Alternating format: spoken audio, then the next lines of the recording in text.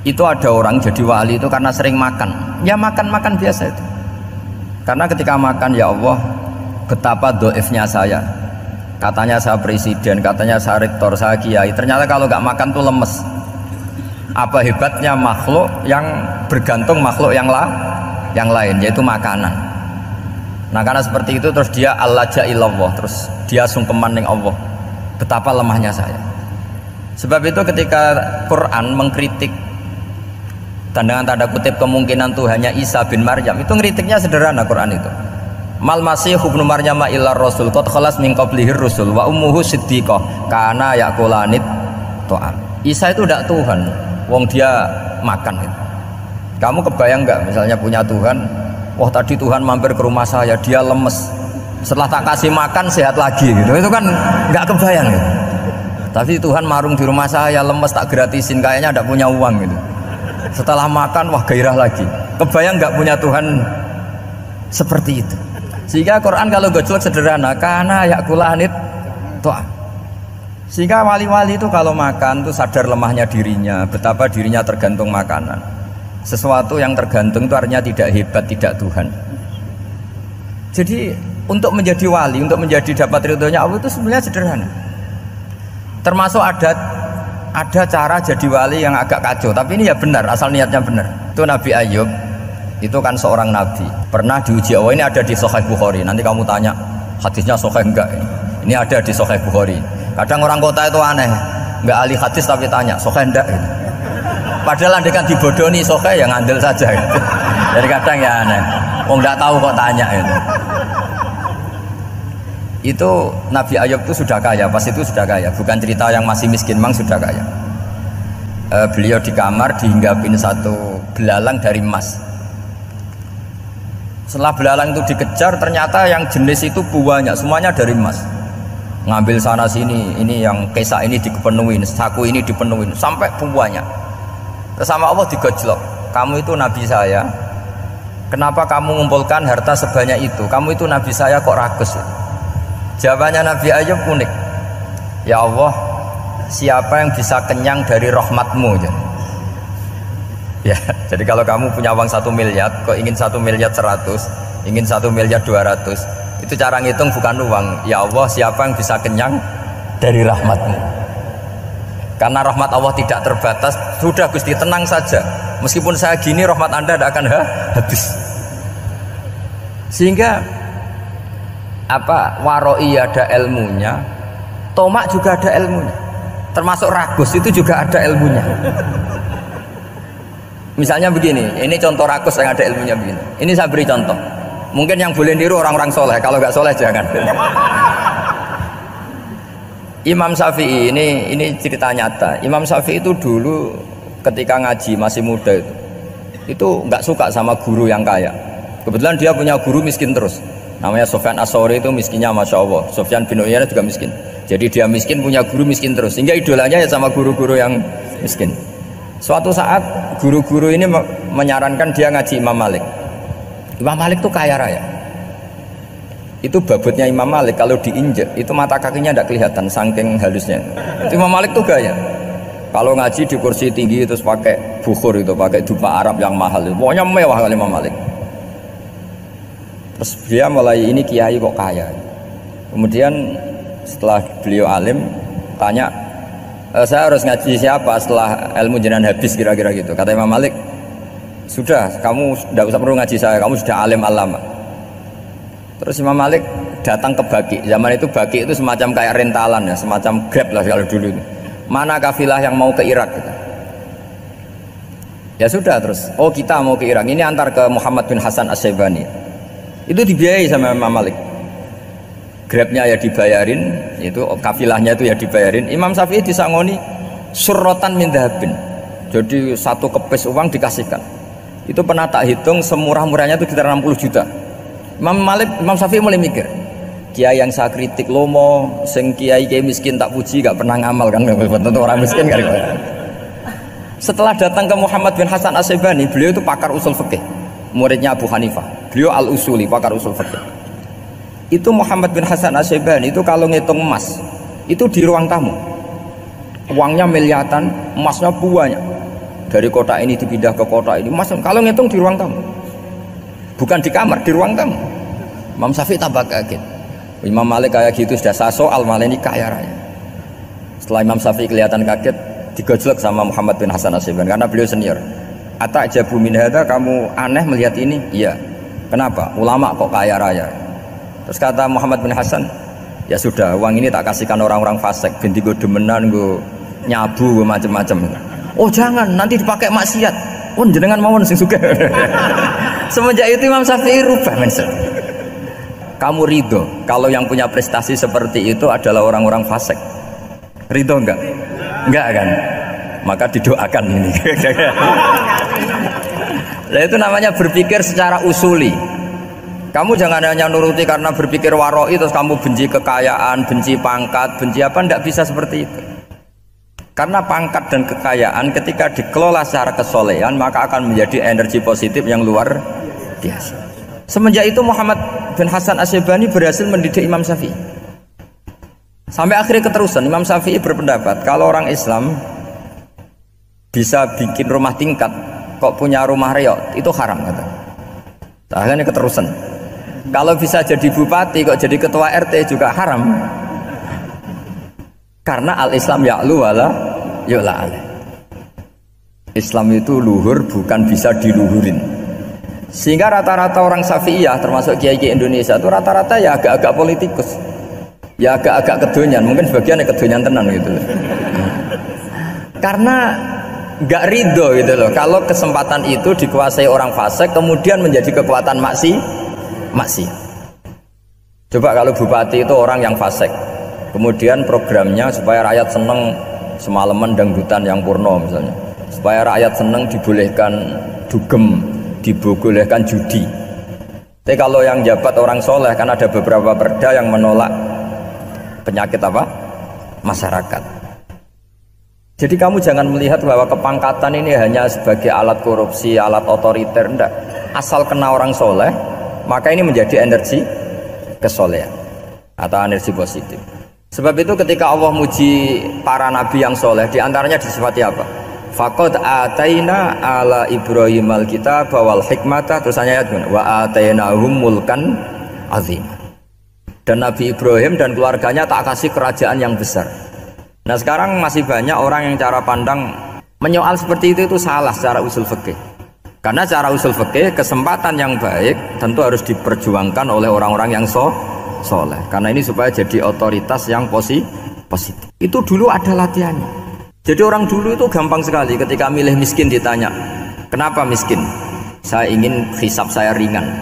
Tapi ketika mereka kaya yang soleh, supaya harta ini tidak dipakai orang yang nanti dipakai maksiat. Kita misalnya orang soleh kok mau pangkat, karena kita ada ridho kepangkatan itu dipegang orang maksiat kemudian menjadi energi maksiat. Begitu juga seterusnya.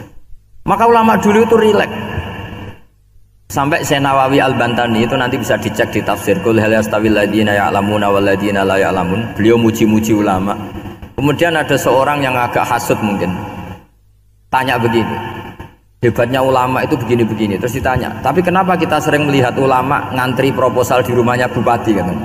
Sementara bupati nggak pernah datang ke ulama ngaji ihya. Jawabannya Imam Syekh Nawawi itu unik. Ya karena ulama itu tahu gunanya uang, sehingga nyari uang untuk pondok, untuk masjid. Sementara bupatinya tidak tahu gunanya ilmu, maka tidak pernah ngaji. Jadi ya ringan saja. Jadi ya sudah seperti itu. Jadi kalau ada ulama kedonyan, anggap saja karena tahu gunanya uang. Jadi kenapa ulama ngantri di kabupaten, bukan bupati ngantri di ulama? Jawabannya karena ulama tahu gunanya uang, sementara bupatinya nggak tahu gunanya ilmu. Ya kira-kira gitulah. Ada ustadz tidak ganteng, kesensem rondo cantik, karena tahu gunanya ustadz itu. Artinya tahu gunanya kalau saya nikah nanti punya anak jadi gus, karena kan dia kiai gitu. Tapi rondone raro gunanya dia karena miskin gitu. Jadi ulama dulu itu rileks, menafsirkan apa saja itu rileks, termasuk saat terpojok itu rileks. Karena semuanya dianalisis pakai ilmu. Sehingga ciri utama wali itu apa? Ala inna awliya Allahi la khaufun alaihim walahum yahzanun. Enggak ada rasa takut, enggak ada rasa gampang. Karena melihat sesuatu itu gampang saja. Saya ulang lagi, melihat sesuatu itu gampang saja, ringan. Saya beri contoh ya betapa pentingnya mindset ya, cara berpikir. Orang itu menjadi kikir itu karena nganggap hidup itu lama dan uang itu penting. Kalau zaman Nabi itu sederhana kalau melihat hidup. Pernah suatu saat Nabi itu punya jatah makan, karena Nabi itu hidupnya juga pas-pasan. Jadi Nabi itu unik, beliau di satu sisi kaya raya, bisa ngurmat Abu Hurairah, Ammar, Suhaib. Ashabu Sufa itu dirawat Nabi semua, itu kan kaya, bisa ngerawat sekian orang. Tapi di sisi yang lain untuk pribadinya beliau miskin, kadang nggak bisa makan hari itu. Tapi di saat yang sama bisa merawat Ahlus Sufa. Jadi keliru kalau orang hanya cerita Nabi itu miskin, untuk makan dirinya aja susah. Itu keliru. Kelirunya kalau tidak diteruskan, tapi Nabi mampu menghidupi Ahlus Sufa. Singkat cerita, jatah makannya Nabi itu dikasihkan orang ketika Nabi tanya, ya Aisyah, makanan jatah saya di mana? Oh ya Rasulullah, tadi ada orang minta tak kasihkan, maka makanan itu habis. Apa kata Nabi? Kamu salah Aisyah, yang kamu kasihkan itu justru yang masih. Ya, yang kamu kasihkan itu justru yang masih. Sehingga Nabi menganggap, makanya Nabi terus ngendikan, ya kalau mukhatabnya lelaki ya kira-kira begini, wahallaka min malika illa ma akalta fa'afnaita walabista fa'ablaita. Terus tanya, watasaddaqta fa'abqaita, kata Nabi. Harta kamu ya kamu makan kemudian ke WC jadi kotoran, atau punya pakaian mewah nanti rusak. Watasaddaqta fa'abqaita, ada yang kamu sedekahkan yaitu yang abadi sampai akhir. Sehingga banyak pengusaha yang mencintai saya setelah tak ajari hadis itu, misalnya punya uang 1 miliar karena dia spekulan atau pedagang rawan bangkrut, disedekahkan ke masjid 50 juta, yaitu yang abadi. Jadi kalau suatu saat bangkrut, dia masih punya uang 50 juta di akhirat. Jadi Nabi itu mengajari sedekah itu apa? Ya sedekah itu pengabadian uang. Kalau kita kan enggak, bilang sedekah itu nguras uang. Itu pikirannya setan, dan pikirannya orang Islam. Itu cara berpikir setan, bukan cara berpikir umat apa? Sehingga Sayyid Ali Zainal Abidin itu kalau ada orang minta, kemudian beliau ngasih, itu beliau bilang gini, marhaban biman hamala zadi ilal akhirah. Matur nuwun nggih jenengan sing beto sangu kula nada. Jadi dianggap teller saja. Orang yang minta uang beliau itu dianggap tukang nyatet bank ini. Karena sudah ditabungkan, ya sudah. Kalau kita kan enggak, wah pengemis tuh ganggu gini-gini. Kecuali pengemis profesi ya mungkin kita agak-agak enak. Pada zaman akhir tuh ada pengemis apa? Profesi. Jadi repot zaman akhir.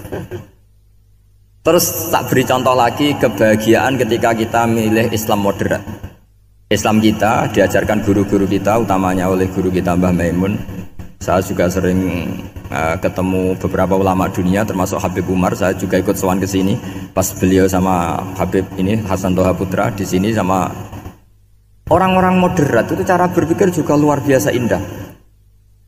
Beliau pernah cerita ya, beberapa ulama lah, banyak yang cerita itu.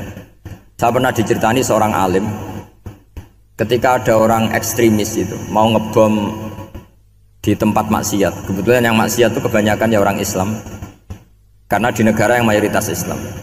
Ditanya sama Syekh Sa'rawi. Syekh Sa'rawi itu mufassir top di mana? Mesir. Ini mau tak habisin karena mereka orang Islam kok maksiat terus. Terus ditanya sama Imam Sa'rawi, laumatu ala khini ma'asihim aina masiruhum. Kalau mereka mati dalam keadaan maksiat, mereka kemana? Ya ilanar, mereka pasti masuk neraka. Terus ditanya sama Imam Sa'rawi, wahal masiruhum ilanar muradun nabi amlah. Punya umat maksiat kemudian mati masuk neraka, itu yang diinginkan Nabi apa enggak? Ya tidak aja. Ya sudah, enggak usah dibom, ditunggu tobatnya, kata. Karena kalau mati dalam keadaan itu ke neraka, dan itu tidak yang diinginkan Rasulullah Shallallahu Alaihi Wasallam. Terus ekstremis ini menjadi tobat, tidak berpikir ekstremis mas. Jadi orang itu harus berpikir mindset yang baik. Meskipun kadang berpikir baik itu ya agak-agak kacau. Ada seorang wali majdub itu kalau berdoa agak kacau, tapi nggak bisa dibantah. Masyhur itu doa itu. Ini sekaligus ijazah, tapi kalau sebelum wali nggak boleh. Itu datang ke makamnya Rasulullah SAW. Terus doanya itu begini, ya Allah sekarang terserah engkau. Ya Allah, sekarang terserah engkau. Jika saya kamu jadikan orang soleh, jika saya engkau jadikan orang soleh, maka surra habibuk, maka kekasihmu ini senang. Yang susah musuhmu yaitu setan. Tapi kalau engkau menjadikan saya orang fasik, maka yang susah kekasihmu, yang senang musuhmu. Jenengan punya dua pilihan itu. Wah, itu kan doa tapi kayak teror itu. Ya, jadi berdoa di Raudhah. Wah, itu pasti mandi itu karena agak-agak maksa Tuhan itu. Ya Allah, engkau punya dua pilihan. Jika saya jadi orang soleh, maka kekasihmu ini senang, musuhmu yang susah yaitu setan. Tapi jika saya jadi orang fasik, maka musuhmu yang senang, kekasihmu yang susah. Mohon terserah jenengan, mau menyenangkan kekasihmu apa menyenangkan musuhmu gitu. Kira-kira gimana? Kalau tertarik boleh doa itu dipraktekkan. Tapi kayaknya kalau copy paste itu gak keren, apa? Jadi dulu orang itu muamalah sama Allah dan Rasul itu rileks. Rileks itu nyaman karena ya tadi, qul bi fadlillah wa bi rahmati fa bidzalika falyafrahu. Sehingga Imam Izzuddin bin Abdissalam itu ngendikan, innalladzina yarmunal muhsanatil ghafilat. Di antara kebaikannya ibu-ibu atau mbak-mbak ini harus berstatus ghafilat. Perempuan-perempuan pelupa. Ghafilat itu pelupa. Pelupa dari kenikmatan maksiat sehingga mereka in dengan taat. Misalnya ada ibu-ibu atau mbak-mbak atau juga bapak-bapak tahajud, kemudian nyaman dengan tahajud itu. Kira-kira terbersit enggak ingin maksiat? Enggak kan, karena sudah nyaman dengan tahajud, dengan taat. Maka dibutuhkan kenyamanan dalam beribadah. Sebab itu ala bidzikrillahi tatmainnul qulub. Makanya saya termasuk kiai yang setiap ngaji itu happy, seneng. Karena ini untuk kampanye, seneng dengan ngaji, dengan taat itu sudah luar biasa. Kayak apa kalau mereka senengnya kalau nunggu melakukan maksiat. Jadi termasuk bentuk perlawanan kita terhadap maksiat adalah usahakan kamu tuh bahagia, seneng dengan taat. Istiqnas billah, mu'anasah billah, farah billah, itmi'nan tumaknina billah. Sehingga ini mencukupkan kita tidak berkebutuhan maksiat. Meskipun kita ya manusia, pasti suatu saat atau sudah pernah maksiat. Serasa diceritakan lah, itu mesti gitu. Lah orang-orang dulu itu orang yang sukses mengelola bahagia ma Allah wa billah walillah. Sehingga wali-wali dulu itu jadi wali itu tidak mesti karena ibadahnya banyak, itu enggak. Mereka orang yang ibadahnya itu biasa sekali. Ulama-ulama dulu ibadahnya biasa sekali. Tapi qulubuhum ma'allah, hatinya itu ma'allah. Itu ada seorang wali itu jadi wali, Umar bin Abdul Aziz, yang dikenal khamisul khulafa. Khamisul khulafa. Di luar khulafa ar-rasyidin 4, di antara yang soleh adalah siapa? Umar bin Abdul Aziz. Itu ketika mau meninggal, itu senangnya bukan main. Itu semuanya nangis, beliau senang. Terus tanya, kenapa kamu senang? Memangnya saya kalau mati itu kemana aja? Ila khairi madhubin ilah, ke zat terbaik. Dibang urip mbek kowe bolet atau mbek arhamur rahimin kan. Yaitu Allah Subhanahu wa taala. Jalaluddin Ar-Rumi ketika mau meninggal itu muridnya nangis semua, beliau marah. Kamu harusnya pesta karena saya mau ketemu kekasih saya, malah kamu tangisi, goblok sekali kamu, katanya. Jadi orang-orang dulu itu luar biasa. Karena tadi mereka tidak ingin ketemu Allah itu dianggap problem, harus sesuatu yang membahagiakan. Makanya wali-wali itu kalau berdoa begini, wa khairu ayyami yauman alqa kafih, dan jadikan hari terbaikku adalah hari ketika saya ketemu engkau ya Allah. Pernah dengar doa itu? Wa khairu ayyami yauman alqa kafih, dan hari terbaikku adalah hari saat ketemu engkau. Nah, kan enggak, sampai mati ku wedi. Saya tidak tahu wedi dosa apa wedi Israel apa wedi malaikat siapa? Malik. Mungkar nakir. Sebenarnya tidak perlu seperti itu. Karena cara pandang Nabi itu ini bisa dipraktekkan. Kalau kamu orang baik, mati artinya apa? Ya baik. Karena husnul khotimah. Kalau kamu orang yang buruk, itu kata Nabi, anggap saja mati itu akhir dari keburukan kamu. Nah, aku urip terus malah maksiat terus. Maka Nabi itu kalau ngajari kita berdoa gini, Allahumma ij'alil hayata ziyadatan li fi kulli khairin wal mauta rohatan li min kulli syarrin. Ya Allah, kalau saya hidup ya anggap saja ziyadah fi kulli khairin, berpotensi nambahi kebaikan. Kalau saya mati anggap saja ini akhir dari segala keburukan. Maka saya berkali-kali guyon. Makanya tradisi ulama-ulama NU, ulama-ulama pesantren, ya ada hanya NU, pokoknya ulama-ulama alim. Itu kalau ada orang mati, orang nakal gitu mati, ini saya gitu, itu hadirin mesti gak terima. Wapi nanti wong wakal. Tapi dipaksa sama kiainya, saya gitu. Lama-lama dipaksa. Saya gitu. Padahal ning atine kiai wis ra iso maksiat meneh wis saya gitu. Karena dengan mati berarti saya sudah tidak bisa maksiat lagi. Jadi Nabi melihat hidup dan mati itu segampang itu. Kalau al hayata ziyadatan li fi kulli khairin wal mauta rohatan li min kulli syarr. Coba kita ke depan itu kan ada potensi zina, potensi korupsi, potensi maksiat. Yang bisa menghentikan potensi itu apa coba? Mati ya, udah pinter ya. Sudah maju berarti kan. Berani mati. Berani. Tapi jangan di sini ngel-ngelo panitia. Artinya yang selama ini kita risau dengan kematian, dengan apa? Nabi ngajari kita tadi. Allahumma ij'alil hayata ziyadatan li fi kulli khairin wal mauta rohatan li min kulli syarr. Ya Allah, jadikan hidup ini sebagai bekal menambah kebaikan, dan suatu saat kalau saya mati semoga itu akhir dari segala keburukan. Jadi artinya Nabi itu ngajari kita itu positif terus. Sama seperti ulamanya tadi. Nak lagi rukun mbek tonggo ya sanggep ae kanca keapian. Nak nenengan ben ra utang ngoten. Dadi pokoke penak terus itu. Nak bojo lagi ngamuk alhamdulillah gak ngajak blonjo. Nak pas rukun ya alhamdulillah kok lagi rukun. Jadi gampang semua. Makanya ada seorang alim itu ngendikan begini, ada yang tanya, saya tuh dulu ketika kaya teman saya sering main ke saya, setelah saya miskin gak ada teman-teman yang ke saya. Dikira si Habib ini kebetulan orangnya Habib itu mendukung keluhan dia, ternyata enggak. Si orang alim itu bilang gini, malah bagus tuh gitu, kowe wis melarat buruhe wong, ya sudah kamu miskin buruhnya orang lain, misalnya tukang manol di pasar atau tukang becak, kemudian teman-teman kamu datang malah kamu malu tuh jadi tontonan. Bagus kalau mereka lupa pas kamu miskin tidak ada yang lihat kata. Jadi apa ya, dianggap enteng saja gitu. Akhirnya orang ini nggak jadi ngeluh. Selama ini kan kita ngeluh ya ketika miskin teman-teman nggak datang. Coba kalau mereka datang pas kamu buruh bikin foto di orang lain, mantan bos buruh, malu nggak? Milih datang kepada? Nggak lah, sudah bener itu. Jadi ulama dulu itu makanya sering baca biar tahu solusi hidup. Jadi ulama dulu itu gampang sekali melihat kehidupan, itu gampang sekali, indah, gampang. Sekarang tuh enggak. Orang itu cara berpikir nuruti nafsu, itu yang bahaya. Makanya Quran kritik ara'aita man ittakhadha ilahahu hawa. Orang yang cara berpikir itu nuruti hawa nafsu. Kalau zaman Nabi, zaman sahabat, zaman ulama itu enggak seperti itu. Sehingga cara berpikir itu mudah.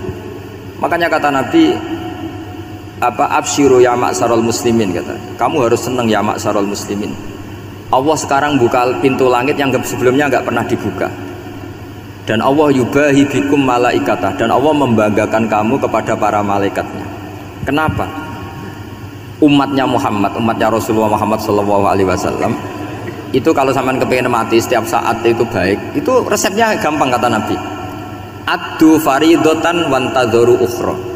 Jadi Allah memberitahu, ya Muhammad, umatmu ini luar biasa. Jadi misalnya tadi kita sholat subuh, ditanya, bahak kamu sekarang ngapain? Nunggu sholat duhur ya. Setelah sholat duhur ditanya lagi, nunggu apa asar? Sehingga faman kanat hijratuhu ila wa rasulih fa hijratuhu ila wahi. Jadi kalau ya sudah ini tak ijazahkan, kalau setelah sholat subuh nunggu apa? Duhur. Setelah duhur nunggu. Sehingga ketika kita mati itu statusnya penunggu sholat. Tapi kamu kan enggak miskin, kenapa? Penunggu kaya. Ya itu enggak masuk surga ya. Penunggu kemapanan. Berarti kan menunggu sesuatu yang seleranya nafsu. Beda kalau penunggu sholat, berarti kamu di dunia menunggu ritual ibadah. Maka diantara ijazahnya Nabi apa? Addu faridotan wantazuru ukhra, melakukan satu fardu kemudian kita menunggu tugas berikutnya. Jadi niati saja setelah subuh nunggu apa? Duhur. Setelah duhur meskipun kita di perapatan apa? Nunggu asar tapi ya asar betul, jangan nunggu tok pas asar enggak. Jadi sebetulnya umat ini gampang sekali. Jadi diantara kebanggaan Allah yubahi itu Allah bangga dengan malaikatnya adalah umat ini adalah addu faridotan wantazuru ukhra, melakukan satu fardu kemudian menunggu fardu yang lain. Dari mengkhidmati kampus, ingin mengkhidmati masyarakat, dari satu masyarakat lokal Semarang menjadi sampai sekarang sampai Banjarmasin, terus gitu dari satu tugas ke tugas yang lain. Makanya Islam diajarkan setelah satu tugas selesai faida faruh tafan so. Jadi sehingga hidup kita itu dinamis, dari satu kebaikan menunggu kebaikan lain, dari satu kebaikan menunggu, sehingga hidup kita ngapain? Nunggu satu kebaikan. Ini sudah masuk faman kanat hijratuhu ilallahi wa rasulih fa hijratuhu ilallahi wa rasulih. Sehingga orang bayangkan kalau kita direkam Allah, Gusti kula ampun mati nak dereng sugih.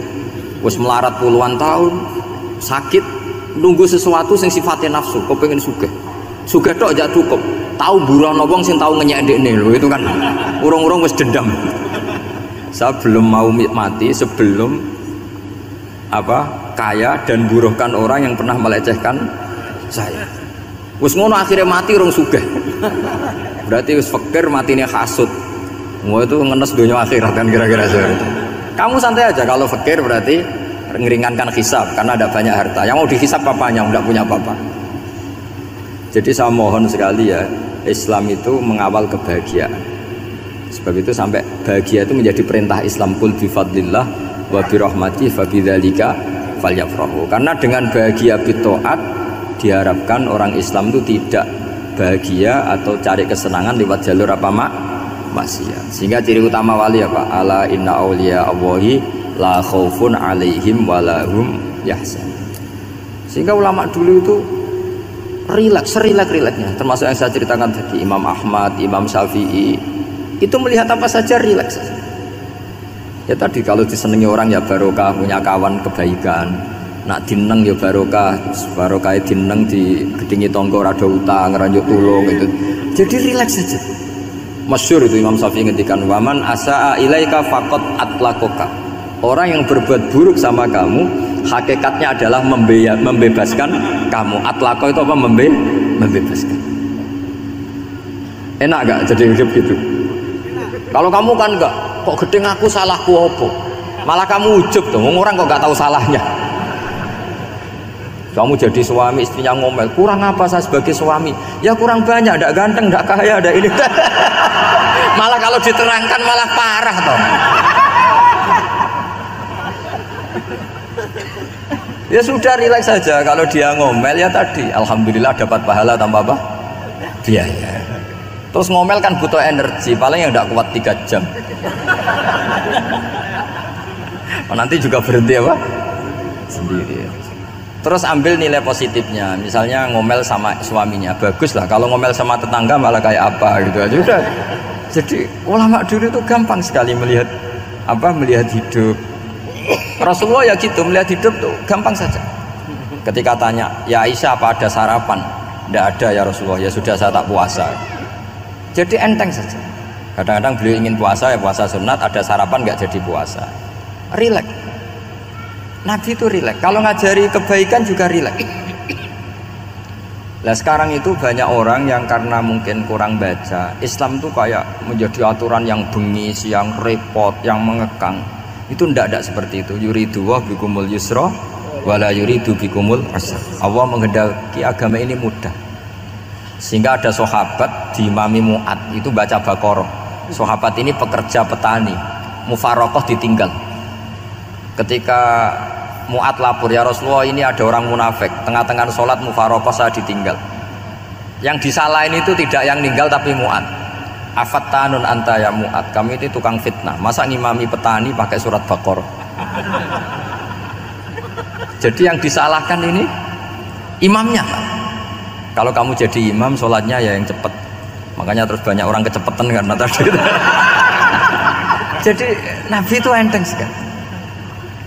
Jadi apa ya? Nabi itu beda dengan yang kita bayangkan, beda. Nabi pernah ngaji di masjid, kemudian ada tetangga lewat pakai cangkul ke kebun. Semua sahabat gerutu. Ini orang tidak benar, ada Nabi ngaji ditinggal saja ke kebun, tidak ikut ngaji. Jawabannya Nabi, ndak, itu bagus, itu ikut sunnah saya. Kenapa ya Rasulullah? Dia kerjanya nyari halal, dan untuk menghidupi keluarganya itu juga ajaran saya. Sehingga yang ngaji ya ajarannya Nabi, yang nggak ngaji karena kerja mencukupi keluarga juga ajarannya Nabi. Segampang itu. Oh, kalau kayaknya kamu kan, wes gak roh akhlak kan gitu. Nabi rileks saja nggak gini. Sampai bisa lihat itu di Ikhya, di bab Fadhailul Kasbi. Udan niku rahmat. Jadi nak sampean melayu saking udan berarti melayu saking napa? Rahmat. Cara berpikir niku udan niku rahmat. Terus termasuk tobat sing sah.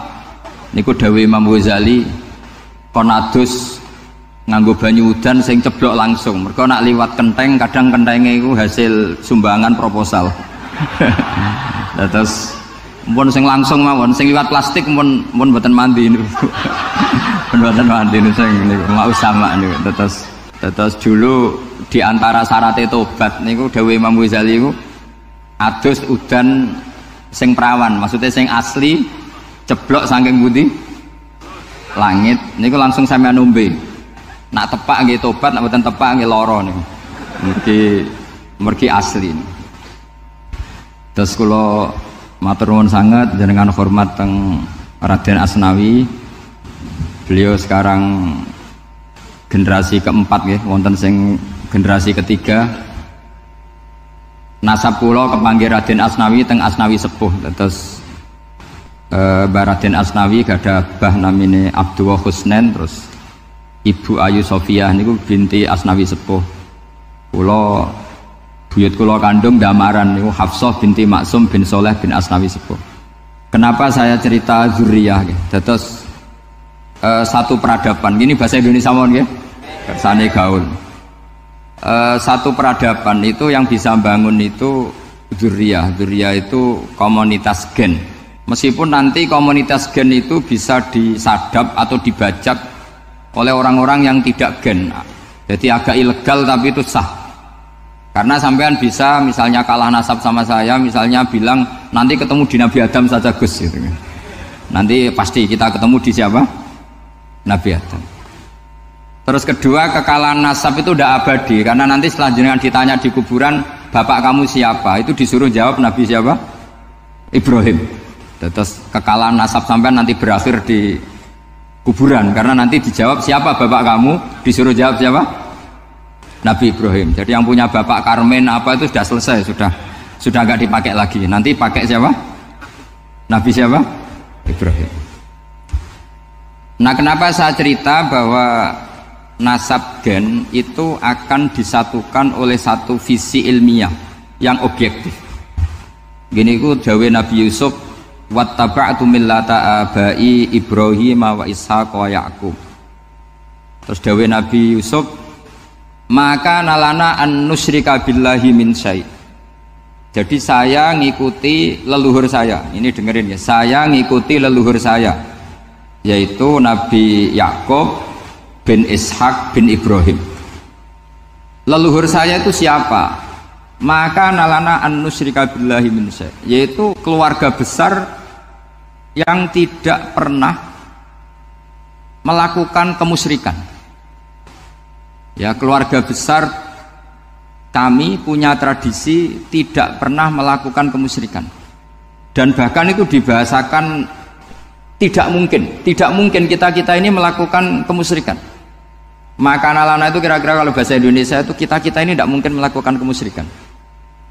Nah, kenapa demikian? Itu berangkat dari logika yang permanen, disebut yusabbitu Allahu alladzina amanu bil qouli tsabiti fil hayatid dunya wa fil akhir.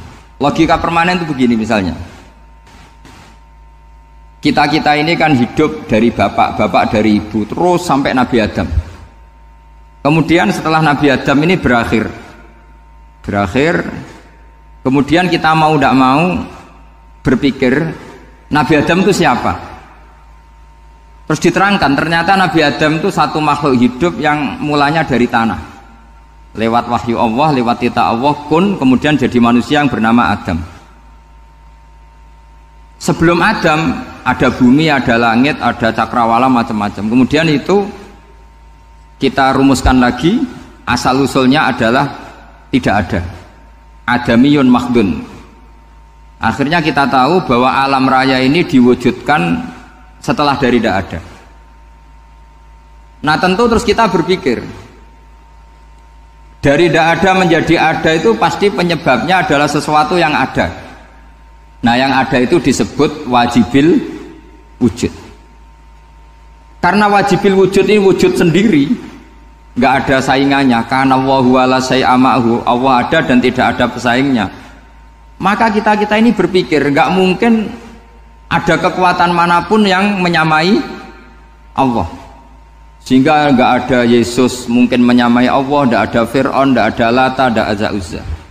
Makanya disebut maka nalana an nusyrika billahi min syai'. Kita ini tidak mungkin melakukan kemusyrikan.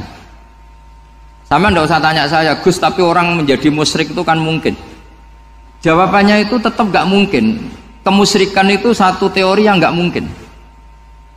Tapi kalau orang musyrik itu mungkin. Memang akan dilibat. Tapi karena kita kenal Raden Asnawi itu dari sisi ilmiahnya, saya punya banyak kitab beliau. Mungkin saya termasuk pernah dulu yang membawa kitab beliau banyak ke Korea. Saya itu beli pesolatan tuh bukan 1-2 sampai 2 kerdus 3 kerdus. Itu mulai dulu, mulai saya ngiai sampai sekarang. Tak bawa ke Sragen, ke Solo Tigo, termasuk tak bawa ke Korea. Jadi mungkin ya ini GR saya ngaji di sini itu barokahnya jualan pesolatan. Tapi bukan jualan yang cari laba enggak, karena tak gratiskan, tapi itu dagang akhirat lah kira-kira gitu. Jadi kalau saya masuk neraka kita era pantas bakul pesolatan kok masuk neraka gitu, kayak itu enggak pantas itu. Karena saya termasuk orang ya yang cara berpikir itu optimis. Dulu di sini ada orang alim alama namanya Raden Asnawi. Terus kemudian sejarah agak berpolemik, ada mengatakan beliau itu muridnya Syekh Nawawi, ada mengatakan tidak. Apapun itu yang saya yakini adalah beliau ya saling istifadah lah, saling bermanfaat bagi Syekh Nawawi Banten. Saya punya catatan sejarah banyak tentang Raden Asnawi karena guru-guru kita itu akan ketemu di Syekh Nawawi Banten.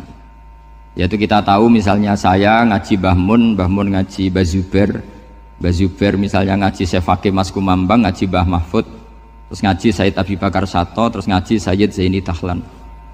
Kalau keluarga sini mungkin misalnya Gus Hafid, Mbah Niam, Mbah Zuhri, terus Raden Asnawi. Raden Asnawi kita tahu nikah dari istri mudanya Syekh Nawawi, yaitu Nyai Hamdana. Saya sering diceritani Mbah Mun, terus Nyai Hamdana punya anak yang namanya Zuhriyah dari Syekh Nawawi. Kemudian setelah dinikahi Raden Asnawi punya anak namanya Zuhri, Minan, Niam, terus sampai ke Gus Hafid itu, Hafid bin Niam. Kenapa saya cerita ini? Karena kealiman itu adalah sesuatu yang dibanggakan Allah. Imam Amudi itu ulama ahli matematika. Jadi ada ulama itu ahli matematika. Dia nggak pernah ngajarkan pesolatan, zakat, sholat, tapi dia ngajar matematika. Kemudian dari matematika itu beliau menjadi ahli tauhid. Sehingga nanti Mungkar Nakir itu nggak akan tanya dia marabbuka wa manabuka, karena dia punya rencana. Yang ngajar tauhid itu saya, kata. Jadi kalau dia Mungkar Nakir marabbuka, pangeran kamu itu siapa? Malaikat malah dilawan. Kamu pernah ngajar tauhid? Saya ini guru tauhid. Singkat cerita, saking keramatnya Imam Amudi, kata Allah, ya Amudi, presentasikan ilmu tauhid yang lewat jalur matematika ke semua malaikat saya. Semua malaikat saya tahu cara berpikir matematis. Karena malaikat itu imannya itu iman mauhibah, karena dia malaikat, ya iman karena tahu neraka, tahu surga, terus dia iman. Kalau kita enggak, kita iman tuh pakai logika, jadi lebih keren. Loh betul. Malaikat itu ketika bangga, ya Allah, apa ada orang yang imannya di atas kita? Jawabnya Allah ada. Siapa? Ya orang-orang kudus, kata Allah. Kira-kira gitu. Kenapa? Ya betul. Karena kamu iman saya itu wajar, kamu tahu saya. Tapi mereka nggak tahu saya tapi iman. Kenapa bisa iman ya Allah? Karena mereka punya logika, punya akal.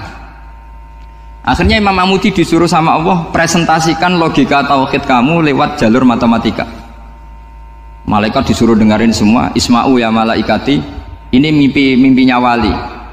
Terus Imam Amudi mulai mengajarkan nisbatul isnaini ilal wahid wa nisbatus salasa wal arba'ah ila ma la nihayatalah niku binisbatin wahidah, yaitu far'un minal asli wa huwa al wahid.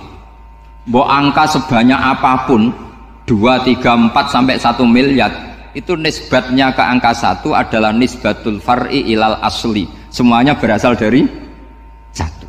Maka hadhil awalim atau hadal alam ila ma la nihayatalahu, tetap semuanya ini cabang dari 1, yaitu wujud dari 1, yaitu Allah Subhanahu wa ta'ala. Sehingga semenjak itu ditiru sekian ulama. Akhirnya malaikatnya mantuk karena kepastian kalau Allah 1 yang diyakini malaikat itu sepasti logika yang dibangun orang-orang manusia ini, padahal tidak ngerti Allah Subhanahu wa ta'ala karena pakai akal. Sehingga di pondok itu orang harus ngerti mantek. Orang mantek itu ilmu yang jelimet tapi menyenangkan. Biasanya sing sinau ambek rokokan, sawangannya kayak filosof. Jadi paling gak agak paham dia alasan.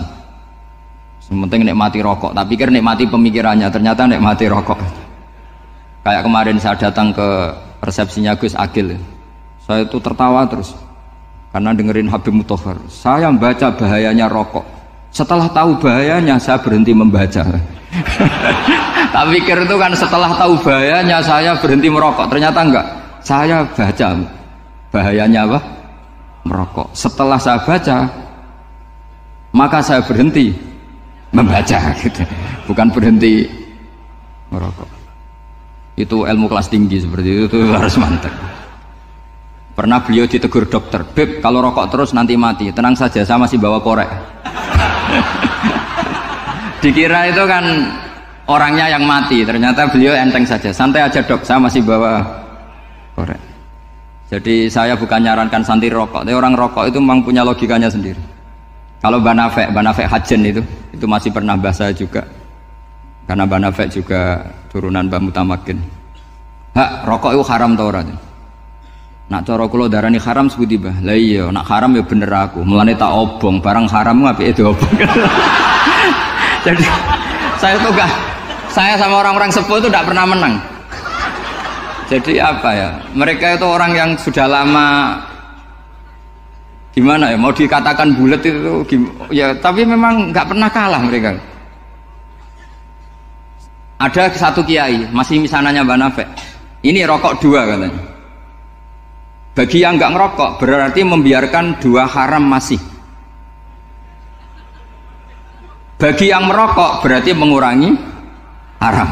Kalah lagi ya. Jadi saya tuh pernah dibully 2 mbah saya, karena 2 mbah saya ini rokok semua.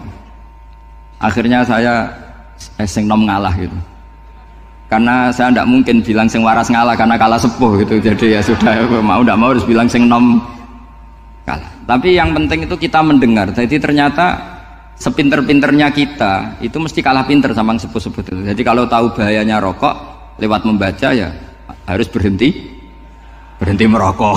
Berhenti membaca katanya. Nah, malaikat ini cerita lagi malaikat. Saya memang dari awal niat hormat Raden Asnawi karena buyut-buyut beliau itu ketemu di buyut saya. Saya ini turunan Mbak Asnawi sepuh. Terus cuma buyut saya itu nikah Lasem, terus saya keceluk cucunya keluarga Lasem. Sebetulnya saya juga cucu Kudus. Tapi terus alhamdulillah sekarang kembali karena buyut saya menyuruh saya ngajar di Damaran, terus sampai sekarang saya ngajar di Damaran. Tapi buyut saya itu masih lahir di Damaran. Namanya Mbak Hafsah, itu Hamsah binti Maksum bin Soleh bin Asnawi sepuh. Sama seperti nasab di sini Raden Asnawi, Mbak Abdul Husnan, terus Nyai Ayu Sofiyah, terus Mbak Raden Asnawi. Saya mau cerita, jadi ilmu itu lebih keren kita. Sehingga Rasulullah SAW pernah ngendikan, saya ini rindu sekali li ikhwani, kata Nabi itu ikhwani. Kata sahabat bilang, alasna ikhwanaka ya Rasulullah, bukankah kita ini saudara kamu, saudara engkau ya Rasulullah? Tidak, antum ashabi, kamu itu sahabat saya. Siapa teman-teman kamu itu ya Rasulullah? Yaitu kaumun yang tidak melihat saya kemudian iman kepada saya. Jadi mereka seperti kita semua di Kudus ini tidak melihat Rasulullah SAW, tapi iman sama Nabi. Dan ketika malaikat yubahi bikum malaika, Allah bangga dengan malaikatnya, membanggakan kita. Sampai malaikat tuh sentimen, kok bisa ya Allah? Ya karena tadi, kamu iman sama saya wajar, karena kamu melihat surga, melihat neraka, melihat aras. Sementara orang Kudus coba ngelihat apa? Paling simpang 5, apa simpang 7 itu. Tapi imannya nggak kalah dengan malaikat. Kenapa nggak kalah? Karena tadi kita diajarkan bahwa nisbatul isnaini wassalasah wal arba'ah ila ma la nihayatalaha itu sama-sama nisbatul far'i ilal asli. Tetap yang asli adalah angka 1. Jadi nggak mungkin aslu hadhil asya nggak dari Allah itu, nggak mungkin. Tetap dari zat yang satu. Kemudian tentu ini bukan nisbatul walad ilal walid, anak ke bapak tentu enggak, tapi nisbatul khaliq sama makhluk. Tapi apapun itu pasti satu. Sehingga Imam Amudi akhirnya masuk surga lewat jalur itu, tidak usah lewat pertanyaan man rabbuka wa man nuka. Kelasnya disuruh ngajar malaikat. Saya punya rencana jadi pengajar malaikat nanti itu kan. Jadi orang-orang Kudus yang dapat barokahnya Raden Asnawi nanti jangan mau kalau ditanya man rabbuka wa man nuka. Kelasnya itu harus apa? Jadi gurunya malaikat. Karena bapak kita Nabi Adam itu keren. Nabi Adam itu adalah orang yang disuruh Allah dipresentasikan, dibanggakan Allah di depan para malaikat. Ketika ada malaikat yang agak hasut, tapi itu tidak malaikat papan atas, malaikat yang kebanyakan. Itu kan agak terima Nabi Adam jadi apa? Khalifah. Sampai malaikat ini usul ataj'alu fiha mayufsidu fiha wasfikut. Makanya kalau saya protes sama malaikat itu malaikat yang ini, bukan Jibril sama Israel. Kalau protes Israel bahaya, bisa dihabisin. Saya pernah ditanya seorang kiai, Gus jenengan gojlok malaikat kok berani? Ya karena malaikat yang jenis ini pernah gojlok Nabi siapa? Adam. Nggak percaya kalau Nabi Adam itu layak mimpin, sampai protes ataj'alu fiha may yufsidu fiha wasfikut dimah. Tapi apa yang terjadi? Allah mengajarkan satu ilmu di Nabi Adam, kemudian disuruh meresentasikan. Qala ya Adamu ambihum bi asma'ihim. Adam, coba kamu presentasikan ilmu kamu. Setelah Nabi Adam fasih mempresentasikan ilmu, kata Allah, kamu bisa enggak sepinter Nabi Adam? Enggak bisa ya Allah. Makanya sudah saya bilang ini a'lamu malah. Saya lebih tahu siapa yang layak mimpin. Jadi layak mimpin itu pertama harus kuwatul ilm, ilmunya itu harus kuat. Nanti saya akan cerita hubungannya Raden Asnawi dengan Syekh Nawawi. Apa itu hubungan teman, apa murid guru, itu memang masih jadi polemik sampai sekarang. Kalau saya ya keyakinan saling istifadah. Ini bahasa netral, tidak murid guru tapi saling apa? Istifadah. Kata Syekh Nawawi dalam tafsir Munir itu, ilmu itu nomor 1. Sehingga beliau setiap ada ayat fa inna hisballahi humul ghalibun, beliau pasti menafsiri bil hujjah wal barohin la bis saulah. Saya masih ingat betul takbirnya, memang saya hafalkan. Tapi bukan untuk modal pidato boten, modal sebagai wong alim. Kalau pidato gampang. Pidato itu semua orang bisa. Kalau jadi orang alim itu tidak gampang. Lebih susah lagi wong alim berpidato. Itu kalau nggak pernah mbah saya tidak mau. Karena memang saya terkenal nggak suka pidato. Satu memang nggak bisa. Nomor 2 tidak ingin. Nomor 3 ya rugi. Karena pidato itu nasib-nasiban itu. Kalau nasib baik kamu tidak paham itu, wah Gus Ba ilmunya tinggi sehingga kita tidak paham itu kalau nasib baik. Kalau nasibnya ada baik, nak ngendikan bulat sama itu tepat-tepatan. Dan Syekh Nawawi itu benar, Raden Asnawi juga benar, semua guru-guru kita benar. Karena agama ini sebetulnya bukan masalah negara, tapi masalah logika yang sehat. Uni Soviet itu pernah mengkooptasi Uzbek, Ceknya, Tajikistan. Itu 100 tahun. Orang dipaksa ateis. Tapi orang-orang Uzbek, saya sering ketemu ulama Uzbek, kadang ketemu di Korea, kadang di Malaysia. Orang-orang Uzbek itu punya basement di bawah tanah. Kemudian di bawah tanah ini mereka ngajarkan tauhid. Ngajarkannya ya gampang. Misalnya ini sesuatu yang ada, iya ini. Ini ada penciptanya enggak? Ya ada. Siapa? Tukang katanya. Yang penting itu nggak ada logika bahwa sesuatu yang ada disebabkan oleh ketiadaan. Lah orang komunis, orang ateis itu orang yang mengatakan alam ini didahului oleh nihilisme, oleh adamiyah. Masuk akal nggak sesuatu yang ada, penciptanya sesuatu yang tidak ada. Sehingga orang anak-anak Uni Soviet itu nggak pernah kepikiran membenarkan ateis, itu nggak pernah. Bareng Uni Soviet ada itu Glasnost Perestroika itu kemudian hancur, semuanya langsung menjadi negara Islam, termasuk Uzbek, Tajikistan, karena diajari ilmu, bahwa ilmu itu yang nggak pernah kalah oleh negara. Sehingga saking pedenya Rasulullah SAW ketika Sulhul Hudaybiyah, ini agak jelimet tapi gampang dicerna. Sulhul Hudaybiyah itu satu perjanjian yang semuanya merugikan Rasulullah, yaitu kalau orang kafir masuk Islam disuruh kembalikan ke kafir, karena kafir itu bagi mereka habitat, Islam itu hal yang baru. Tapi kalau orang Islam menjadi kafir nggak boleh kembali Islam, berarti kembali ke habitat. Semua perjanjian itu merugikan. Sampai masyhur Sayyidina Umar protes ke Rasulullah, jenengan masih nabi. Itu kan ekstrim tanya, jenengan sampai sekarang masih nabi? Ya, saya masih nabi. Kenapa tanya demikian? Karena semua perjanjian merugikan Islam, menguntungkan orang apakah? Kafir. Semua sahabat sebetulnya persis Sayyidina Umar protes, kecuali Abu Bakar. Lama-lama akhirnya di antara perjanjian itu berbunyi begini, tapi saya minta satu hal, orang boleh mendiskusikan Islam tanpa tekanan. Itu saja permintaan Nabi. Orang boleh mendiskusikan Islam secara bebas, tidak tertekan. Karena orang-orang kafir melihat itu hal yang biasa, ya nggak masalah Muhammad. Akhirnya orang diskusi, Islam itu apa sih? Islam itu orang yang menuhankan Allah. Allah itu siapa? Zat yang menciptakan langit dan bumi. Lama-lama orang kafir berpikir, wah keren, Tuhannya Muhammad bisa bikin langit dan bumi. Tidak kayak Tuhan kita, malah kita yang bikin. Jadi mulai debat itu terus ada yang cerita lagi, saya pernah loh nyembah Lata, pas itu dikencingi luwak. Masa ailahun yabulu ali sa'laban, masa Tuhan kok dikencingi luwak? Yang agak-agak ahli kitab ya diskusi lagi, wah kayaknya Yesus tidak Tuhan lah, masa Tuhan kok kelaparan, lemes, wah repot nanti. Jadi makanya Allah ketika ngejlok wa ummuhu siddiqah kana yakulani ta'am mal masihu ibnu maryam illa rasul qad khalas min qablihir rusul wa ummuhu siddiqah kana yakulani.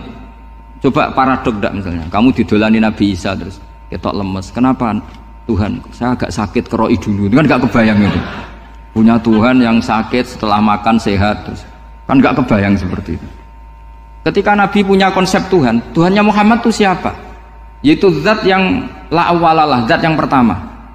Lalu Tuhan itu siapa? Tuhan itu yang menciptakan langit bumi. Tuhan itu siapa? Yang memulai segalanya. Lama-lama mereka berpikir, wah kalau gitu yang benar itu Islam. Maka kata Imam Zuhri, Syihabuddin Az-Zuhri, famaka nafathun fil islami a'zoma min sulhil Hudaybiyah innamaka nasu yatafaduluna fil hadis wal munaza'ah. Semua teks riwayat itu ada kata wal munaza'ah, orang bebas ngomong dan berdebat. Munaza'ah itu berdebat. Terus akhirnya falam yatakallam ahadun bil islami yaqilu syai'an illa dakhala fihi. Kemudian setelah berdebat dan mereka tahu Islam, pasti akhirnya masuk Islam. Dan itu yang sekarang terjadi di dunia. Makanya saya pernah ditanya seorang profesor, Gus, kalau di Jogja ada sekolah perbandingan agama, menurut Anda gimana?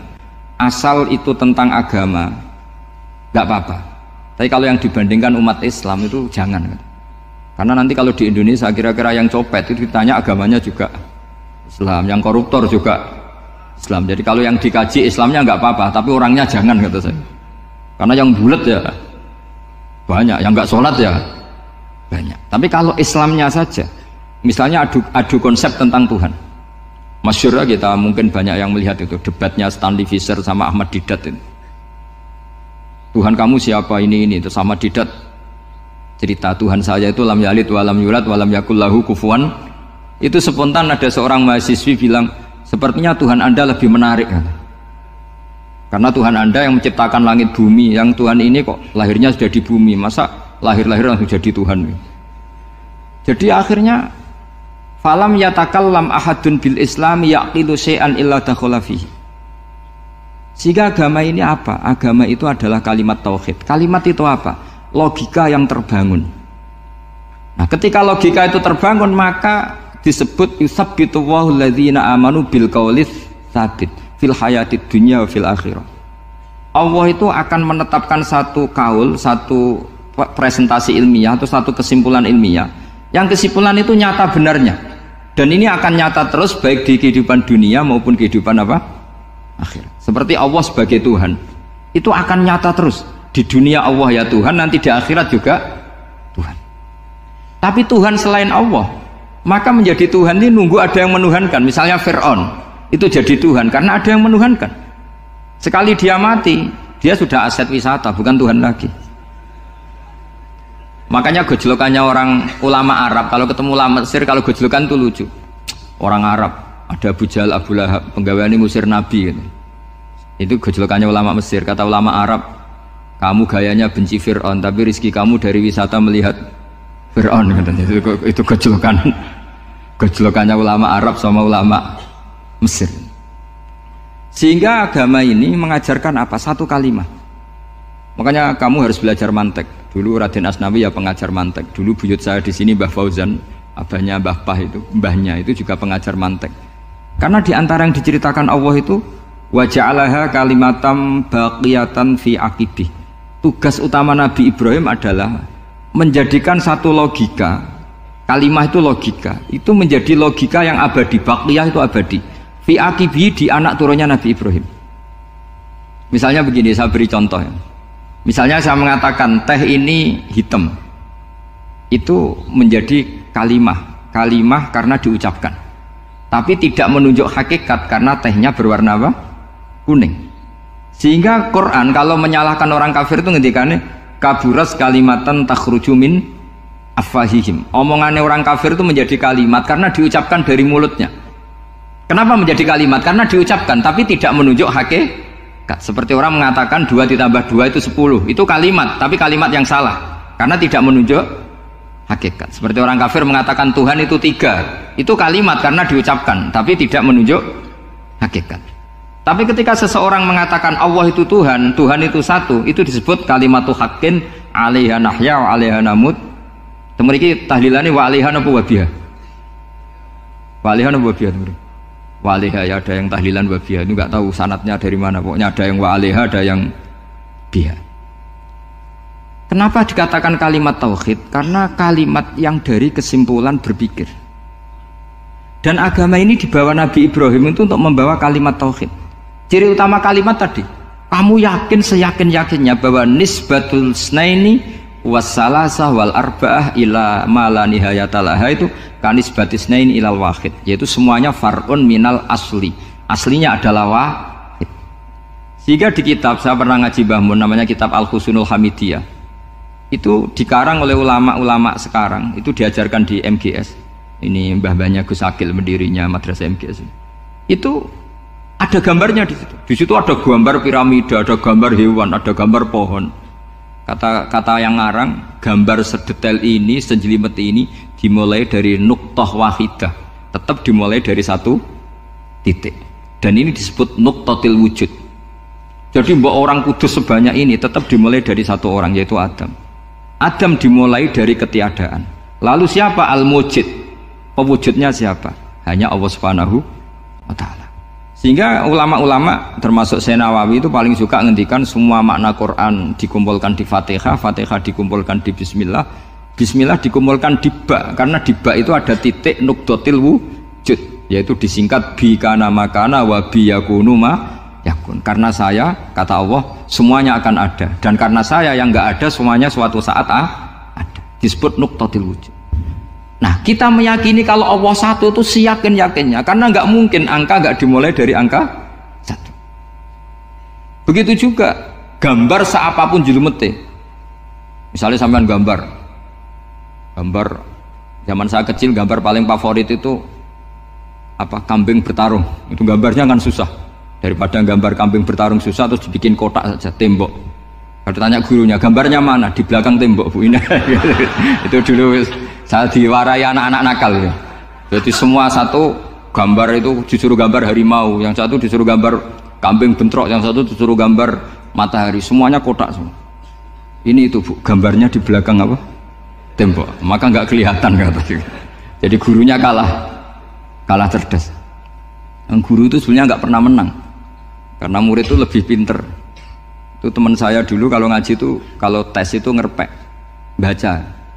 Gurunya marah, kamu tes kok baca? Enggak ngerpek Bu, ini belajar di kelas. Katanya belajar kapan saja di mana saja. Acuh. Jadi apa ya, orang itu kadang yang salah itu lebih masuk akal kadang-kadang ini. Saya teruskan ya supaya ini dapat barokahnya Raden apa? Asnawi. Saya mohon sekali ya, kalimatul haqqin itu harus kamu jaga. Caranya jaga ya tadi. Kalau kamu tidak bisa ilmu mantek, misalnya al-alam mutaghayyir wa kullu mutaghayyir hadis la budda min muhdits, itu kenjelimetan. Pakai saja teori umum bahwa gambar apapun jelimetnya itu dimulai dari satu titik. Karena nggak dimulai dari satu titik, tidak bisa. Maka alam apapun jumlahnya nggak terhingga, tetap dimulai dari al-wahidul qahar, yaitu satu titik. Yaitu dalam konteks tauhid tentu itu Allah Subhanahu wa ta'ala. Sehingga Nabi Ibrahim itu orang paling sukses bikin waja'alaha kalimatam baqiyatan fi aqibi.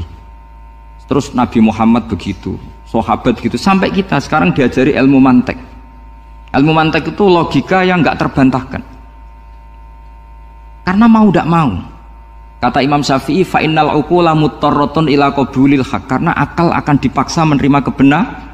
Dan itu yang terjadi di Uni Soviet. Dikooptasi 100 tahun untuk berfaham ateis, dilawan oleh ilmu, tetap menanamkan ilmu tauhid, ilmu mantek. Ketika Uni Soviet secara politik runtuh, semuanya menjadi muslim, termasuk negara-negara yang dulu dikooptasi. Maka kamu tidak usah kecil hati di Indonesia, apapun rusaknya negara ini, asal kita cara bertauhid benar, insya Allah tetap meninggal husnul khotimah. Karena sudah janjinya Allah, yusabbitu walladzina amanu bil qaulits tsabit. Sing jelas itu nomor satu tuh al qaulits tsabit. Memang itu logika yang masuk akal. Jadi jangan kira semua orang ditanya amar rabbuka, ndak. Banyak ulama yang nggak ditanya. Masyhur itu dalam cerita keramat-keramat. Ada guru tauhid ngajarin tauhid. Setelah ditanya mungkar nakir, Imam Malik datang. Kamu nanya ini, man rabbuka man nabiyuka, kamu tahu ini guru Umul Barohin yang tukang ngaji tauhid. Guru tauhid kok ditanya apa? Tauhid. Malaikatnya nggak jadi tanya. Dan saya percaya cerita-cerita seperti itu karena secara umum itu ala inna auliya Allahi la khaufun alaihim wa lahum yahzanun lahumul busyra fil hayatid dunya wa fil akhirah. Artinya kalau wali itu kok ditanya mungkar nakir berarti ngalami ketakutan. Karena di situ kan digambarkan mungkar nakir itu sewangar, bawa godam. Kalau yang tanya nggak bisa dipukul sampai ajur sak walang-walang. Pokoknya ceritanya kan seru seperti itu. Berarti kalau betul begitu terus ayat la khaufun alaihim wa lahum yahzanun kayak apa? Makanya dalam kitab Nashihul Ibad itu ada cerita ini. Sampean boleh nggak sependapat dengan saya, tapi semoga nasib sampean nanti digebuki malaikat. Karena orang itu akan mengalami seperti yang dirasakan. Ana indadzoni abdibi. Saya tidak bayangkan akan mengalami itu. Makanya saya ini ngajar tauhid terus. Paling tidak kalau ditanya marabbuka manabuka, sampean tahu profesi saya. Saya ini pengajar tauhid. Dan biji saya 9. Dulu saya di MGS, kalau ada teman bijinya tauhid kok 4, terus ke ahli swarga, tauhidnya jeblok. Dari kalau bijinya 4 terus ke ahli swarga, tauhidnya apa? Jeblok. Tapi yang bijinya 9, ahli swarga, tauhidnya itu saya dulu bijinya 9. Terus 9 terus sampai tamat. Karena nggak ada biji 10. Karena kalau 10 itu kan terlalu sempurna, nggak baik lah manusia kok sempurna gitu. Jadi sudah 9 aja kan gitu. Tapi sebetulnya pantasnya ya dapat 10. Mergo saake, mergo tenan enggak tahu saya. Di Nashihul Ibad itu ada cerita gini dan saya percaya itu. Di sarahnya itu. Juga di sarah apa itu yang disarahi Syekh Nawawi itu. Pokoknya saya kalau ingat Raden Asnawi pasti ingat Syekh Nawawi. Saya tidak memastikan apa murid guru apa saling istifadah, yang jelas itu teman dekat, teman fil ilm. Sayyidina Ali itu pernah minta kasyaf sama Allah. Saya percaya tidak semua orang ngalami marabbuka ditanya itu. Ya Allah, saya minta kasyaf itu ngerti alam gaib. Ingin tahu Umar. Jadi diam-diam Sayyidina Ali itu ya mangkal sama Sayyidina. Wong kok keras ngono. Angger wong kok tahu disentak. Jajal wani nyentak malaikat ora, itu kata Sayyidina. Jadi dia minta kasyaf karena kenangannya dia melihat Umar itu semua orang pernah disentak sama Sayyidina Umar itu. Maka Sayyidina Ali minta kasyaf. Ya Allah, saya ingin melihat Umar menghadapi mungkar nakir. Masih garangkah apa enggak? Itu dah, itu dah. Minta kasaf. Pas kasaf beliau bangun dari kubur, duduk. Dilihat sama Sidina Ali ini ngalami kasaf. Sama ndak usah tanya. Ndak wali kok tanya. Ya sudah pokoknya percaya aja. Akhirnya malaikat mungkar nakir datang. Itu di situ digambarkan matanya itu kalkidril mughalla, kayak apa itu? Panci yang dibakar. Wah, soal seru. Sumpah Sayyidina Ali, baru ini kamu akan takut gitu. Tadi ternyata enggak, Umar bangkit disementak orang tua itu. Kamu tahu menghadapi siapa? Yang sopan gitu. Oh, sontak. Aku kaget malaikatnya itu karena enggak pernah ngalami disentak, mungkin itu pertama gitu. Aku kaget. Memangnya kamu siapa? Saya ini teman kekasih Tuhanmu. Saya yang diandalkan temannya sebenarnya bukan dia gitu. Ana sohibu habibillah, saya ini temannya kekasihnya Allah. Jadi dia mengandalkan temannya sebetulnya, bukan mengandalkan dirinya. Oh, kamu temannya Nabi Muhammad tuh? Iya, saya Umar, temannya Nabi Muhammad. Kamu harus hormat sama temannya kekasih Allah. Wah, terus semulai itu akhirnya matur Allah, ya Allah, apakah prosedur seperti ini bisa dinego? Terus sama Allah, oh iya katanya, kamu kalau menghadapi kekasih saya jangan seperti itu katanya. Semenjak itu beliau sopan santun, dua mungkar nakir gitu. Jadi ini berita gembira. Jadi sebetulnya itu enggak. Tapi kita ini kan enggak punya nyali nyentak mungkar nakir.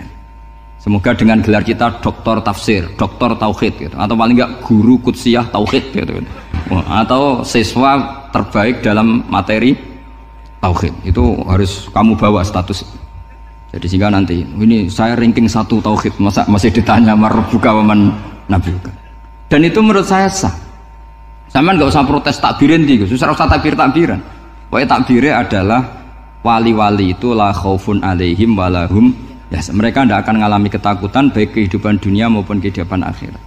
Bahkan para malaikat itu mengatakan ke wali-wali nahnu auliyaukum fil hayatid dunya wa fil akhirah. Kita ini teman kamu, saudara kamu, mitra kamu. Masa mitra kok nutui, itu kan nggak fair. Dan menurut saya paling efektif itu apa? Kamu harus punya rumus tauhid kayak Imam Amudi menemukan Tuhan. Imam Amudi itu menemukan Allah itu lewat ilmu matematika.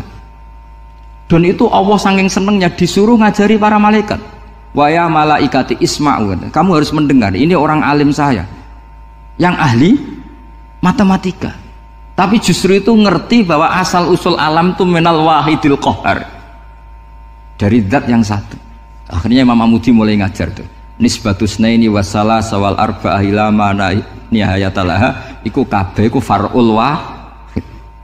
Akhirnya malaikat mantuk-mantuk. Nah, iman seperti itu akan setingkat keyakinannya dan keakurasiannya sama dengan imannya para malaikat. Makanya Nabi ngendikan tubaliman amanabi walam yaroni. Sebagian riwayat disebut sab amarot. Nabi ngendikan sampai 7 kali. Betul-benar keren orang yang tidak melihat saya kemudian iman kepada apa yang bisa menemukan itu? Hanya akal. Misalnya contoh paling gampang ya yang dialami para ulama. Ya saya ulang lagi, yang dialami para ulama ketika menemukan ilmu ya yang menjadikan mereka mahabbah Rasulullah Shallallahu Alaihi Wasallam. Nabi itu paling suka itu sholat. Nabi itu paling senang sama sholat. Wa qurratu aini fi sholat. Terus beliau ngendikan as-sholatu imaduddin. Terus beliau kalau muji sholat itu sundul langit. Sampai beliau kalau banyak masalah itu bilang ke Bilal, arikhna ya Bilal, saya kasih istirahat. Itu maknanya mau sholat. Semuanya sholat. Pertanyaannya adalah, apakah mungkin seorang raja yang ambisi jadi raja, kemudian yang dikampanyakan adalah orang supaya sholat? Tentu kalau Nabi seorang raja, beliau akan kampanye gimana? Narik upeti kayak apa, narik pajak kayak apa, biar Nabi kaya. Enggak. Nabi itu paling tersiksa kalau orang tidak sholat, tersiksa kalau orang tidak sujud. Loh, kalau beliau seorang raja ngapain mempopulerkan sholat? Maka makna sholat imaduddin adalah sholat itu tiang agama. Maknanya tiang agama, kamu akan tahu betul kalau dia seorang nabi. Karena apa? Yang diajarkan adalah sholat. Loh, coba untungnya apa bagi Nabi Muhammad ketika umat Islam sholat? Kan tidak ada untungnya sama sekali. Justru itu kelihatan kalau dakwah beliau itu dakwatul haq, mengajak kebenaran. Loh, wong kok kampanyane kon sholat? Mestinya nak kepengen sugih kan kon bayar pajak, upeti. Tapi enggak, Nabi itu ngajarkan apa? Orang supaya sholat. Dan ini diimplementasikan sama Raden Asnawi. Beliau ngarang pesolatan. Orang sealim itu yang dikarang pesolatan. Makanya saya tuh kagum. Saya saksinya banyak. Tanya murid-murid saya kalau beli pesolatan saya kerdus dua kerdus. Saya kirim ke Korea terus ke pedalaman-pedalaman itu. Karena saya butuh pesolatan. Bahwa orientasi kita itu sholat. Sehingga wali-wali itu dulu, saya berkali-kali cerita kalau ngaji. Wali-wali dulu itu kalau ditawarin Allah masuk surga itu tanyanya satu. Ya Allah di surga ada sholat enggak? Kalau enggak ada saya enggak mau. Kalau sampean pasti enggak tanya gitu. Pasti itu sudah ada. Sampean malah gini, enak mlebu swarga ora usah salat mesti gitu. Sudah jadi sudah lama sekali nganggap salat itu problem. Dan itu berat masuk surga kalau begitu terus itu berat. Itu pertanyaannya gitu. Karena alam rohani kita, saya ulang lagi, alam rohani kita itu tidak kebayang kalau kita hanya nyuwun sewu nikmati secara seksual, secara biologis. Makanya ada ulama ditanya, kenapa sholat itu lebih indah ketimbang nikmat al-wiqa misalnya, nikmatnya hubungan biologis? Jawabnya ulama itu gini, lucu, jawabannya sederhana. Nikmatnya kamu punya anak itu apa? Jawabnya ulama itu lucu. Kalau sakit dia sembuh, kalau hilang dia datang. Saya ulang lagi ya, kalau sakit dia sembuh, kalau hilang dia datang. Sekarang orang tua yang punya anak sakit koma di UGD atau di emergency, itu senangnya tuh mengalahkan kesenangan apa saja. Kira-kira orang yang berhubungan intim atau yang hubungan biologis dengan orang yang sedang anaknya sembuh dari koma, senangnya senang mana? Senang yang melihat anaknya sembuh dari koma. Senikmat apapun hubungan biologis, senang anaknya yang hilang ketemu. Nah, kalau anak ketemu saja orang seseneng itu, apalagi kita di surga, ketemu zat yang lama kita sembah, yang lama kita rindukan, yang lama kita rindu, kemudian ketemu di surga, maka tidak ada artinya surga tanpa melihat Allah Subhanahu wa Ta'ala. Memang harus dijelaskan secara rohani. Akhirnya orang ngerti bahwa nikmat tertinggi di surga adalah melihat Allah Subhanahu wa Ta'ala. Karena kalau anak-anak muda mungkin protes, ya enggak, ya enak kumpul sama widadari gini-gini. Wah itu kan yang trauma bojone jelek gitu. Wah itu yang bojone jelek mesti kesusu masuk surga karena itu sudah jelek, cerewet, nggak mati-mati kan gitu. Terus dia ingin masuk surga mesti niate welek, mesti pikiran pertama itu kumpul widadari. Tapi ada ulama yang bikin analogi tadi, misalnya istri kamu cantik, kemudian anak kamu sakit, koma. Hubungan dengan istri sama dengar berita anak kamu sembuh, seneng mana? Seneng anak sembuh. Sama anak yang hilang, seneng mana? Anak yang hilang ketemu. Maka terus ulama bisa menjelaskan itu. Kalau orang ketemu anaknya seseneng itu, apalagi ini ketemu Tuhannya yang bertahun-tahun disembah, kemudian tidak pernah melihat. Di surga itu nanti kita melihat Allah Subhanahu. Makanya Allah begitu bangganya mempromosikan surga. Surga itu apa? Surga itu wujuhu yauma idzin nadhirah ila rabbiha nadhirah, yaitu wajah-wajah berseri-seri dan melihat Allah. Itu tanpa dijelaskan seperti ini Anda akan janggal, enaknya di mana? Tapi setelah dijelaskan detail gini oleh ulama, maka kita akan tahu an-ni'matul uzma sing enggak ada perbandingannya adalah nikmat masuk apa? Surga karena melihat Allah Subhanahu wa Ta'ala. Ya jadi saya berkali-kali pokoknya minta sekali, hadil umat harus umat yang rasional, terutama dalam mengemban tauhid. Karena tauhid ini yang disebut kalimah. Sampai Allah mengistilahkan kepada Nabi Ibrahim itu waja'alaha kalimatam baqiyatan fi aqibih. Kalimat tauhid adalah kalimat yang akan abadi di anak cucunya Nabi Ibrahim. Baik anak cucu yang karena gen mau anak cucu yang karena sebab, yaitu santri dengan kiai. Dan itu caranya gimana? Umat Islam jangan berhenti belajar mantek. Makanya di MGS, di Qudsiyah, di TBS semua pondok pasti ngajarkan mantek, di Bendan, ilmu logika. Itu tadi, kalau kamu tidak bisa menemukan tauhid dengan cara tadi, dengan cara al-alam mutaghayyir wa kullu mutaghayyir hadis la budda min bukhtis, paling tidak pakai ilmu yang dilakukan Rasulullah SAW. Yaitu masyhur itu, saya sering cerita di mana-mana. Ada orang namanya Jubair bin Mut'im, Muhammad bin Jubair bin Mut'im. Itu dulu dia kafir. Dia orang pinter sampai dipasrai jadi negosiator untuk mengurus tawanan perang Badar yang ditawan Rasulullah SAW. Ketika datang di Medina, delalah pas maghrib, Nabi baca wattur wa kitabim mastur. Di antara ayat yang dibaca Nabi itu am khuliqu min ghairi syai'in. Masa manusia sebanyak ini kemudian mereka diciptakan oleh ketiadaan. Min ghairi syai'in itu oleh ketiadaan. Masa alam raya yang wujud ini, alam raya yang punya eksistensi ini kemudian penciptanya adalah ketiadaan. Padahal wal adamu la yakhluqu wa la yu'assiru wa la kadza wa kadza. Tentu sesuatu yang tidak ada itu tidak bisa dikatakan sebagai pencipta. Wong nggak ada, jadi faktor saja nggak mungkin, apalagi jadi pencipta. Itu Nabi habis sholat langsung beliau sungkeman, ya Muhammad, saat ini juga saya iman. Karena logika yang dibangun ayat yang kamu baca itu menghabiskan semua logika saya.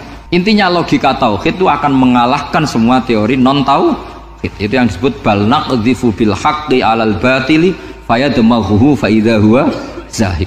Kebenaran tauhid itu akan menghancurkan kekuatan apa saja. Fayad maghuhu itu di tafsir Tobari disebut dorbatan tasujud dimah, satu pukulan sing sampai menjadikan otak itu hancur. Nah ini disebut damagho, dimah itu maknanya otak.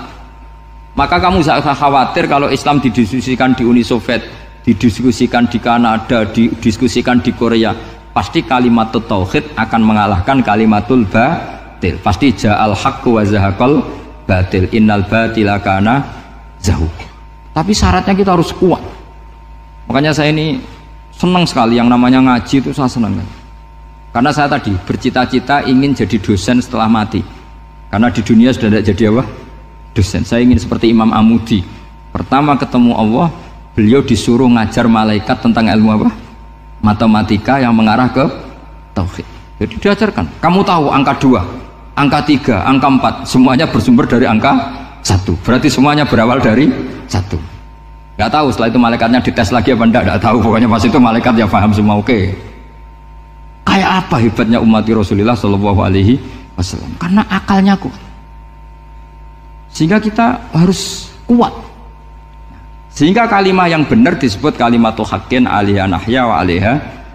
Nah, kalimat yang salah disebut kaburas kalimatan takhruju min afwahim. Kalimat menjadi kalimat karena diucapkan, tapi tidak menunjuk hakikat. Kayak ini misalnya, ini tutup, ini putih, terus saya katakan hitam, berarti saya mengatakan ini hitam sebagai kata-kata karena diucapkan, tapi tidak pernah menjadi hakikat karena hakikatnya ini putih. Itu hebatnya Quran. Makanya Quran kalau gue jelek orang kafir itu, disebut apa? Kaburas kalimatan takhruju min afwahim. Tapi untuk kalimat tauhid dikatakan apa? Yusabbitu walladzina amanu bil qaulif tsabit fil hayatid dunya wa fil akhirah. Sebagian disebutkan wa ja'alaha kalimatam baqiyah. Kenapa kalimat tauhid itu kalimat yang abadi? Karena Allah sebagai Tuhan di dunia juga sebagai Tuhan di akhirat, dan selalu Tuhan pada masa yang tidak terbatas. Itu disebut wa ja'alaha kalimatam baqiyah. Kemudian umatnya Nabi mengganti kalimat yang gampang. Allah punya sifat baqo, punya sifat akhir. Maksudnya akhir itu la akhirah. Terus semuanya yang faham ya alhamdulillah, yang nggak paham dikon ngapal no. Wujud kidam baqo mukhalafatul hawadisi qiyamuhu binafsi wahdaniyat kudrat iroda. Wes paham. Lah kok sing rada alim terus roh bedane iki sifat ma'ani iki maknawiyah. Cara Mu'tazilah ngene, cara ahli sunnah ngene. Wah itu sudah kejlimeten bocah. Sementing pokoknya wujud hitam. Nah kenapa yang pertama yang disebut wujud? Karena yang membedakan kita dengan faham ateisme itu ya sifat wujud, yaitu mereka mengatakan alam raya ini dimulai dari ketiadaan. Wah itu akal mana saja itu nggak bisa nerima, masa ketiadaan menciptakan sesuatu yang ada. Maka kata Ibnu Hajar al-Asqalani ketika mentafsirkan mensarai hadis salasun mangkunna fihi wajata halawatal iman. 3 hal ini kalau kamu faham maka menemukan manisnya iman.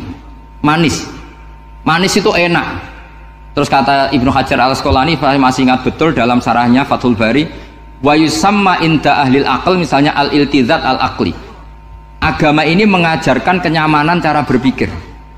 Coba kalau sampean seorang doktor atau seorang profesor atau seorang pinter, kemudian kamu dipaksa mengimani bahwa alam ini diciptakan oleh ketiadaan, itu bisa tidur gak? Oh tidak bisa tidur. Sampean misalnya orang pinter dididik di kampus atau dididik di pondok, alam ini yang wujud, yang menciptakan itu sesuatu yang tidak wujud, kamu bisa tidur tidak kira-kira? Ini guru apa? Ini sarap ini. Mosok hadil maujudat khalaqahal adam, sesuatu yang wujud diciptakan ketiadaan. Tapi agama ini membawa sesuatu yang menyenangkan untuk akal, yaitu hadhil maujudat khalaqaha wajibul wujud. Maujudat yang wujud ini diciptakan super maujud, yaitu oleh bahasa pondok disebut wajibul wujud. Kan terus seneng, wajar dong kalau sesuatu yang ada diciptakan oleh yang ada. Nah tentu ada pencipta, terus ada super, disebut wajibul wujud. Kan terus enak. Nah itu kata Ibnu Hajar al-Asqalani disebut wajadah halawatal iman. Sehingga kita tidak usah khawatir. Makanya saya itu termasuk orang yang nggak khawatir. Apapun rusaknya dunia ini, kacaunya dunia ini akan kalah dengan kalimatut tauhid. Karena kalimat ini ketemu apa saja pasti menghancurkan. Yaitu disebut bal naqdhifu bil haqqi 'alal batil fayadmaghuhu fa idza huwa zahid. Kalimat hak ini akan menabrak apa saja dan yang ditabrak pasti hancur. Makanya sama tidak usah khawatir misalnya ada negara ateis di Cina, di Korea. Kita yakin asal yang diteliti itu agama Islam pasti menang. Nah yang susah kalau yang diteliti orang Islam, itu susah. Karena yang copet kadang-kadang ya umat.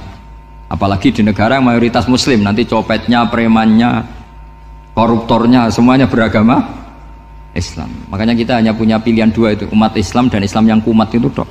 Kalau tidak umat Islam ya Islam yang kumat. Tapi kalau kalimat tauhid itu kalimat yang aman, tak jamin 100%.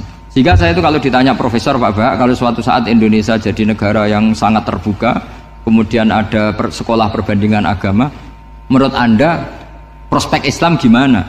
Saya jawab asal yang dikaji Islamnya bukan orangnya, pasti Islam tetap prospek. Asal yang dikaji apa?